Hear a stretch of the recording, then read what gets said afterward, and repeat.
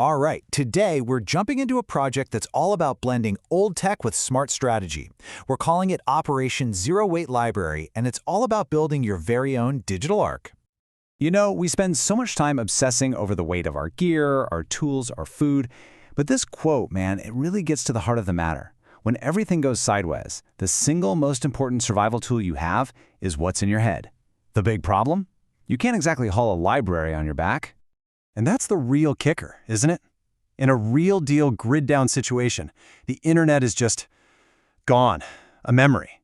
If you haven't saved the answer to a problem locally, on a device you control, you just don't have it. How do you set a broken bone, fortify a position? How do you safely can food?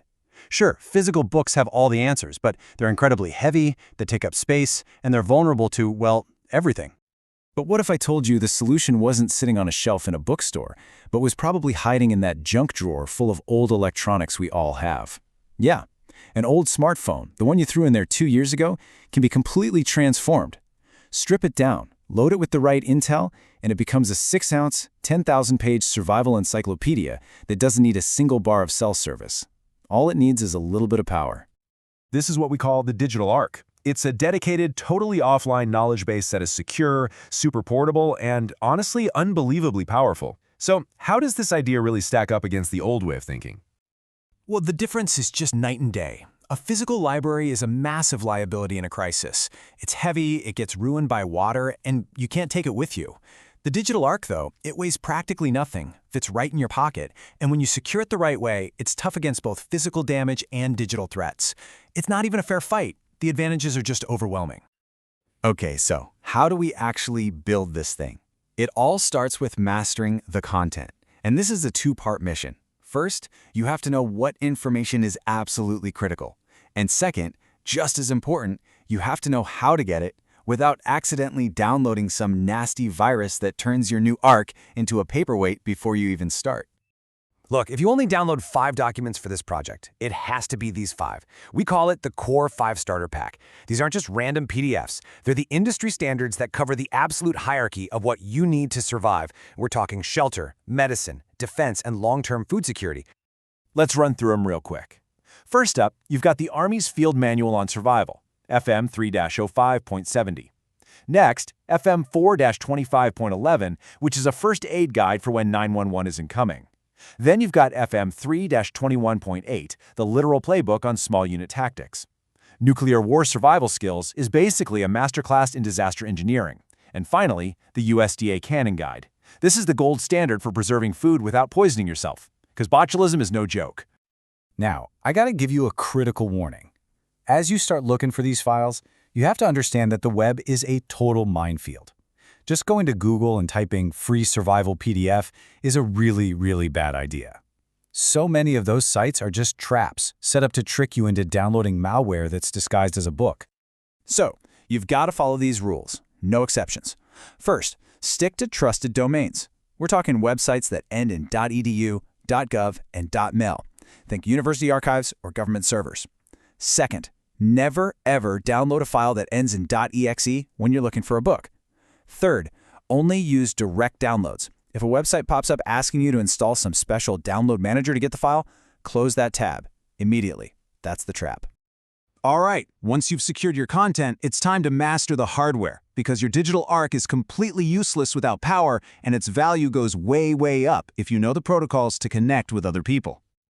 Here is the Achilles heel of using old phones. It's a thing called zero-volt death. Basically, if a lithium-ion battery sits at 0% charge for too long, its internal chemistry just fails. Permanently. It will never accept a charge again. That's why pairing your device with a separate power bank isn't just a good idea, it is absolutely essential. The power bank becomes your real battery. And here's the pro tip that will save you a world of pain down the road. You'd think the most common failure point is the phone or the power bank, right? Nope, it's the cable. The rubber gets brittle, the connectors get corroded. So do yourself a favor, pack a brand new, high-quality braided nylon cable with your kit. Don't even think about relying on that frayed old one you have lying around. Now let's talk comms. Having all this data is great, but connecting with other people is even better.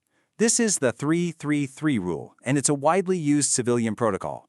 The whole idea is to standardize how we try to communicate using basic short-range radios like FRS or GMRS. You tune your radio to channel 3, but to save your battery, you only turn it on at the top of every third hour. Think noon, 3 p.m., 6 p.m., you get it. And then you only listen or transmit for just 3 minutes. This gives you the best chance of linking up with someone else on the same plan without draining your precious power. Okay, so we've got the content and we've got the hardware sorted. The last step, the final stage, is mastering security. You need to build a shield around your device that protects it from both digital threats and physical ones, like an EMP. So many people go online and buy these Faraday bags, but honestly, a lot of them are just fakes. They're fancy Mylar bags that block absolutely nothing. So, is your EMP shield the real deal, or did you just buy a very expensive sandwich bag? Let's find out. We can turn this boring safety check into a quick little experiment you can do right now. Here's how you can test your gear at home. First, the cell test. Put your phone in the bag, seal it up tight, and call it from another phone. It has to go straight to voicemail. If you hear it ring even once, the bag is a failure. Second, the Bluetooth test. Play some music from your phone to a Bluetooth speaker, then put the phone in the bag. The music has to cut out within a few seconds. And finally, the key fob test. Put your car's key fob in the bag, stand right next to your car, and try to unlock it. The doors should not unlock. If your bag passes all 3 of those tests, congratulations, you've got a real shield. Now, for digital security, the single most important concept is the air gap protocol.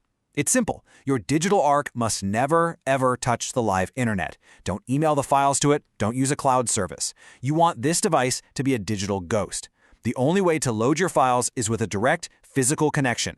Use one of those little on-the-go flash drives, a transfer cable, or a simple micro SD card.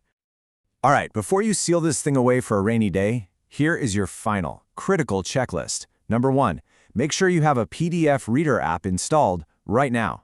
Why? Because you can't exactly pop onto the App Store when the internet is down. 2, for the long-term health of the battery, store the device charged somewhere between 60 and 80%. Not full, not empty. And 3, remove the passcode. In a real emergency, the last thing you want is to be fumbling with a code. And what if a family member needs to access it and you can't? So, that's the mission. Build your library with clean, safe content. Master the hardware and the power. And then, verify your security shield. It's a really empowering project you can literally start today. Because when it all comes down to it, the smartest, most valuable prep you can possibly have is the one that weighs nothing at all.